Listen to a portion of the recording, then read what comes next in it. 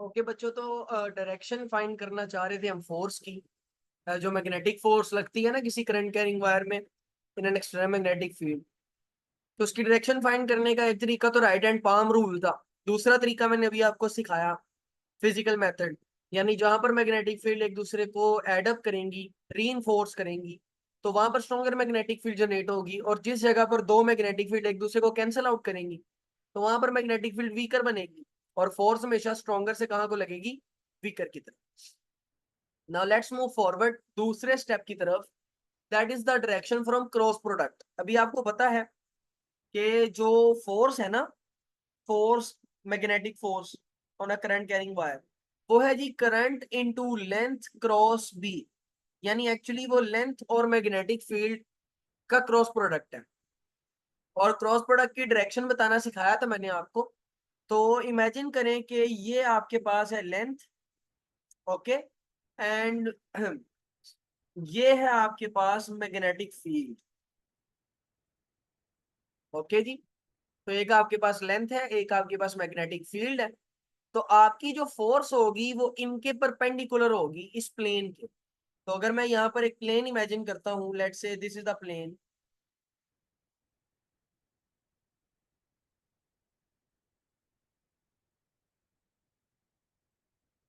तो cross product का formula ये होता है कि जो क्रॉस प्रोडक्ट है वो दोनों वेक्टर्स के प्लेन से परपेंडिकुलर होती है। इस डायरेक्शन में कुछ आपकी फोर्स होगी। ये क्रॉस प्रोडक्ट का मेथड है, आप लोगों ने फर्स्ट ईयर में पढ़ा था। अब इसकी एक्सप्लेनेशन में वो क्या कहता है जी? वो कहता है बिकॉज फोर्स का ये फार्मूला है, that comes from the cross product of length and magnetic field.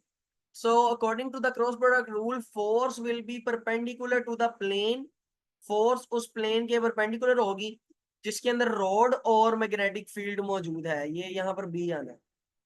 तो जिस प्लेन में मैग्नेटिक फील्ड और रॉड मौजूद है उससे परपेंडिकुलर जो है ना, वो आपके पास क्या होगी? फोर्स। ओके जी। चले, समझ आई है तो ओके कर दें।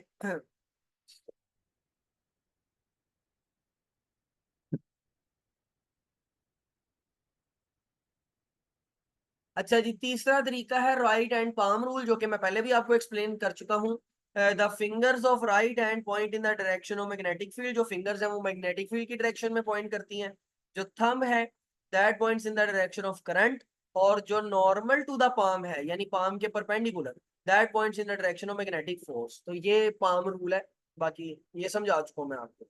ओके जी, लेट्स मूव फॉरवर्ड। पिक्चर आप ले सकते हैं इसकी। अब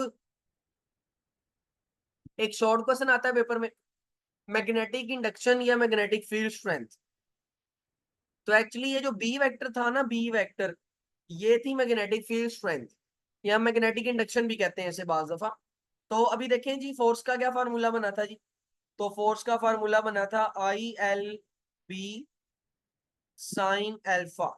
यहां से अगर आप बी का फार्मूला निकालना चाह रहे हैं ना, तो बी यानी मैग्नेटिक इंडक्शन या मैग्नेटिक फील्ड स्ट्रेंथ का फार्मूला आना है force divide by I L sine alpha.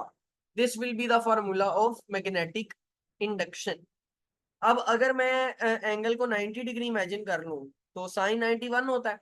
तो आपके पास आएगा force divide by current into length. तो ये है एक्चुअली आपके पास मैग्नेटिक इंडक्शन। तो अब जरा डेफिनेशन के अकॉर्डिंग जरा इसका कॉन्सेप्ट समझिएगा। मैग्नेटिक इंडक्शन असल में वो ये बताती है कि किसी कंडक्टर पर कितनी फोर्स लगी है जब उसमें से कितना करंट गुजर रहा था और उसकी लेंथ कितनी थी। तो एक्चुअली मैग्नेटिक इंडक्शन आपको ये बताती है कि किसी खास लेंथ में से जब कोई खास वैल्यू ऑफ करंट गुजरती है तो उसके ऊपर कितनी फोर्स लगती है। Let me tell you one more thing, इसको एक दफा दोबारा बता देता हूँ कि जब किसी जो जो मैग्नेटिक इंडक्शन है या मैग्नेटिक फील्ड स्ट्रेंथ है, वो ये बताती है कि जब किसी कंडक्टर में से कोई खास वैल्यू ऑफ करंट गुजरता है, उस कंडक्टर की कोई खास वैल्यू ऑफ लेंथ होती है, तो फिर उसके ऊपर फोर्स की वैल्यू क्या होती है, ये एक्चुअली आपको मैग्नेटिक इंडक्शन बताती है। नाउ सिंप्लीफाई करके डेफिनेशन बोले तो magnetic induction B is defined as the force acting on 1 metre length. 1 metre यानी किसी खास लेंथ के ऊपर जो फोर्स लग रही है, placed at right angle to magnetic field, जब एंगल आपका 90 डिग्री है।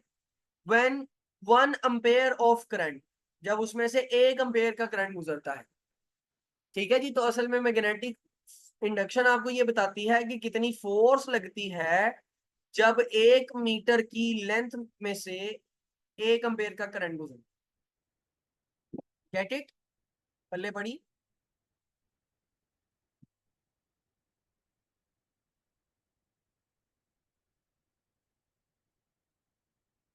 और मैग्नेटिक इंडक्शन और मैग्नेटिक फील्ड स्ट्रेंथ इनके जो यूनिट्स हैं वो आपके सामने मौजूद है। टेस्ला, टेस्ला इसका एसआई यूनिट है।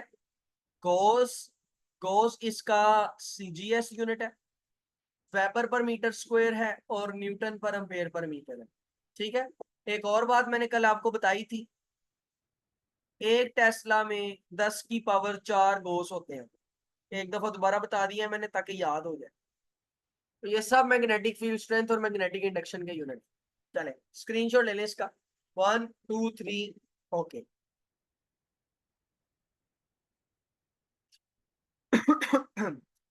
ले जी। एमसीक्यू देखें। अब magnet is broken into two pieces. एक मैग्नेट को दो टुकड़ों में तोड़ दिया। What is the polarity of A B C and D? जी जी, टॉपिक कंप्लीट हो गया जी बच्चे, पूरा टॉपिक कंप्लीट हो गया।